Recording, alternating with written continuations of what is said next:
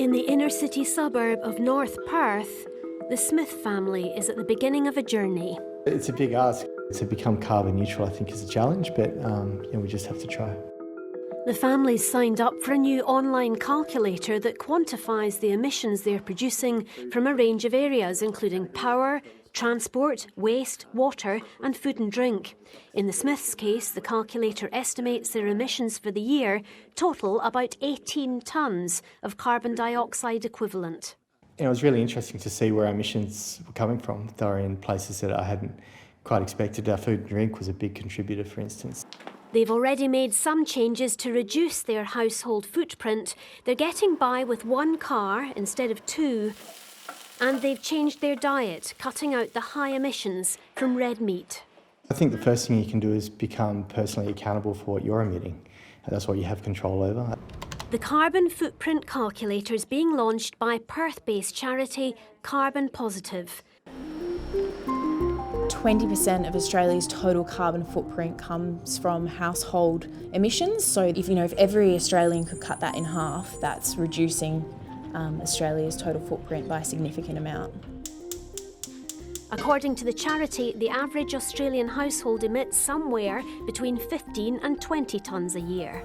So in my household, we have electricity, natural gas. By keying in your household consumption into different areas, the calculator measures your footprint and provides tips on how to reduce it.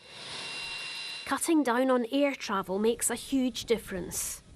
Taking a single flight can be anywhere from 1 to 2 tonnes of carbon dioxide per person. As pressure grows on state and federal governments and the corporate sector to decarbonise the economy, a United Nations report has called for individual citizens to become active participants in changing their lifestyles. The report says emissions will have to be limited to between 2 and 2.5 tonnes of CO2 equivalent per person by 2030 to hold global warming to 1.5 degrees Celsius. But the report also says that governments must create conditions that make lifestyle changes possible.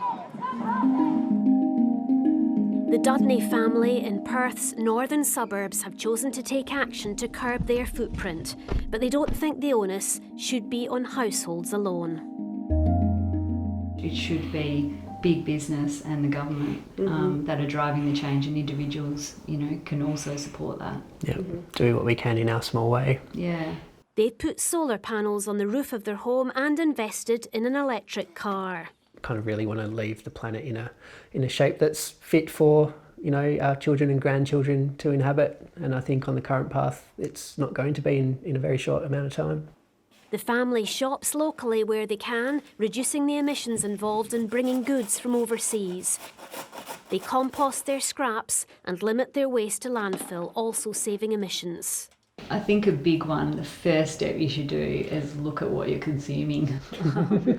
So, do you really need to buy that thing? Do you really need to keep buying a new outfit every time you go out? All of the things that you buy have a carbon emission attached to them. Not too bad. How do we get to 2? The couple hasn't used a carbon calculator until now, but the news is good. They're emitting about 9.8 tonnes of CO2 equivalent, well below the Australian average. We are a small part, but we are trying. And if we all work together, I think, we're going to get there. Carbon Positive's new calculator also explains how emissions can be offset by investing in native tree plantations that capture carbon and restore habitats on degraded land across the country. Claire Moody, ABC News.